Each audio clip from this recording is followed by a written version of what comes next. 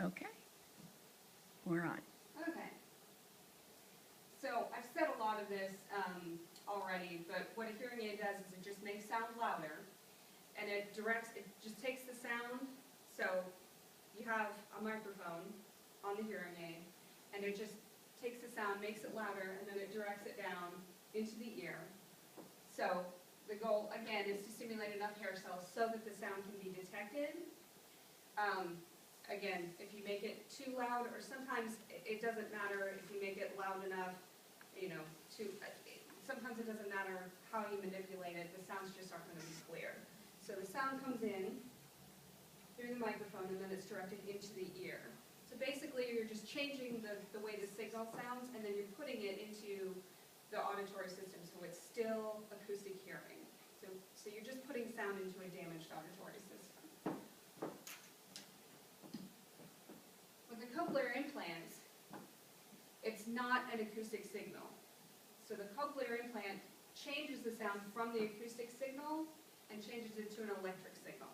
So it basically bypasses everything else. It bypasses those damaged sensory cells, those damaged hair cells, and it communicates with the nerve directly.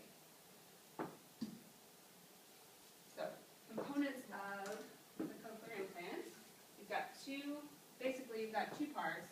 So you've got the external component, which looks a lot like a hearing aid. It's got a microphone on it, again. It's got the speech processor, which is this curved part up here. It's got the cord, and then you've got your transmitting coil. So this is the part that goes externally, and then this connects to a magnet to the internal part. So even though this sits on the ear, there's nothing going into my ear. All the communication goes through this coil. How much is like the price difference between a hearing aid and an implant? It's like I know my grandma has hearing aids and they're like crazy expensive. They are. They do tend to be very expensive because insurance companies don't cover hearing aids typically. Medicare does not cover hearing aids at all. Some private insurance, they do have a small benefit, but if they're secondary to Medicare, they're going to follow the rules of Medicare, so they're not going to pay for them. Cochlear implants, you have to meet, there's criteria that you have to meet, so when the hearing aids aren't doing enough, you go through the evaluation process for seeing if you're a candidate for a cochlear implant.